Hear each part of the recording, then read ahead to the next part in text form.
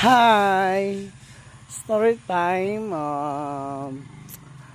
Araw-araw tayo nakakatanggap ng blessing. Iba-ibang blessing ang atin na-receive sa atin. Marami.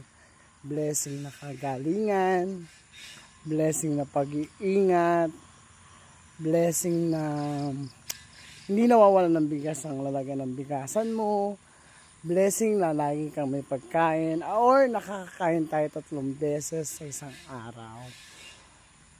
Yung mga bagay yan ay akala mo ay simple pero malaking pagpapala at blessing yan.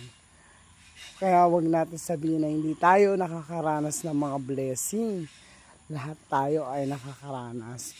Ang mga blessing, malit man to o malaki, kailangan natin ipasalamat sa ating Panginoon dahil maswerte ka at ikaw ay nagising pa sa araw na ito.